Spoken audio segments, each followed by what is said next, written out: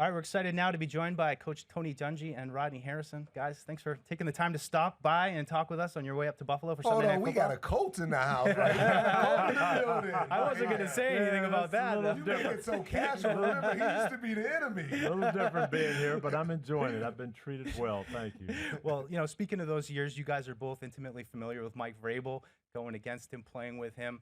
And just, off the top, Coach, you were a player and a head coach as well. Vrabel had a lot of energy as a player. How do you make that transition from being a player and, bringing your philosophy into coaching? I think that's the big thing. You want to create an atmosphere that you had and that you enjoyed. And Mike was very, very blessed to play for two great head coaches. Everyone knows about Coach Belichick, but he also played 4 years for Bill Cowher. So you get that championship mentality from a couple of different places. And the way he played, the way he prepared, the way he worked, I'm not surprised the way this team is shaping up. Yeah, Mike has been a real pro both on and off the field. And when I first met Mike, I fell in love with Mike because of his work ethic. This is a guy that wanted to play scout, special teams, offense, defense, regular special teams. He was the starting linebacker. He always prepared like he was going to be the starter at different positions. And even when I walked in this morning, the first thing he did was, hey, Hot Rod, gave me a hug and started popping on some tape.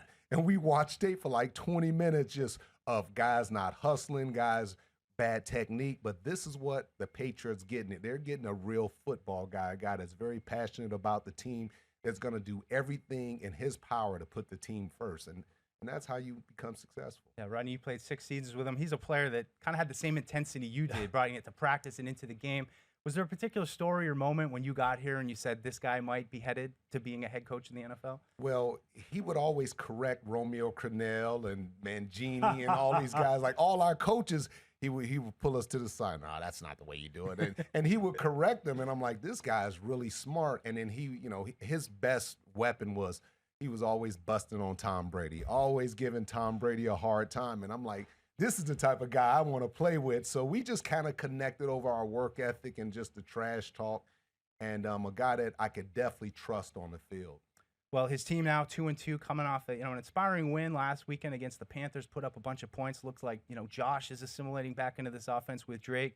Just what have you guys seen so far from this team, and have you seen a little bit of that Mike Vrabel stamp imprinted on this team yet? No, you really have. I've seen them get better and improve, and early in the year, I saw some mistakes that I wasn't expecting, and it seems like they're correcting those and getting them eliminated from the process, and that has helped. The other thing I see is special teams making plays, which I know Mike is emphasizing. So you're seeing a team, I think, that's headed in the right direction. Yeah. What about you, Rodney? I mean, the defense admittedly has had some slow starts. They've seemed to turn it around. They've been making some plays. New defense, though, around here. We're not used to seeing this kind of attacking style. What have you seen from this defense? Yeah, the one of the probably the most negative thing that I've seen is just the missed tackles. And that was one of the things that I asked Coach Vrabel about. I said, are you concerned about the missed tackles? I said, are you guys doing any drills? And that's when he put on the tape and said, these are the drills that we do every week trying to practice the missed tackles. And he said it wasn't as bad as it was before last week. But, Mike's just the right guy. He's got the right mentality, and he understands how to connect with the players in the locker room. When we're in a locker room 20 years ago, it's different from now. You can't yell. You can't talk to players a certain way because they're just different personality-wise. And can you practice tackling now? Well, they did, but not really physically taking the guy down, but fitting up and just the technique of tackling. So Mike's definitely the right guy, and I know Mr. Kraft is really excited to have him. Huge matchup for them. You guys be covering up there. Sunday Night Football, NBC national audience. Coach talked about, these are the kind of games you have to want to play if you want to get to where you want to be. A little bit of a role reversal, though. I mean, Colts, Patriots, long time. You guys are the big dogs winning the division like the Bills have been. Now the Patriots are the underdogs going up there trying to make their mark. How do you see this game lining up? Well, it is a little role reversal, but to me, it's really familiarity, okay? Because when we played, we had the high-flying offense. They had the physical, tough defense, and we thought we could score points, and they always had something for us. And I think that's going to be the same on Sunday. Buffalo, high-flying offense, put up a lot of points, but I think Coach Vrabel's going to have something for them. I'm excited about the Patriots offense. I believe, just watching the Buffalo Bills defense and knowing they're kind of that bend but don't break defense. This is not a defense that overwhelms you. This is not a defense that's going to be like so intimidating that you can't get passes off. Yeah, I think it's wide open. I think the Patriots can run the ball on these guys. You saw what the New Orleans Saints did last week. I think the Patriots will be committed. They have 3 really good running backs. They got 2 really big, athletic tight ends. And I like their wide receiving core. I do. I think that the Patriots have grown as a team, and Buffalo needs to be careful because they're right there for the upset. Just one more for you guys. I got to talk about Drake Maye. I mean, he's off to a really good start here. I think everyone was excited to get Josh McDaniels back in the building and see how it would go with him. And so far, it looks like Drake is, really fitting into this scheme well. What have you guys seen from Drake through these first 4 games? For me, Coach, the thing that I've seen with Drake is you can see his personality start to show. Vrabel was saying, hey, earlier in the year, I want Drake to be more of a leader. I want him to be more vocal. And now the guy's coming out. He's doing the Cam Newton, and he's celebrating with his teammates.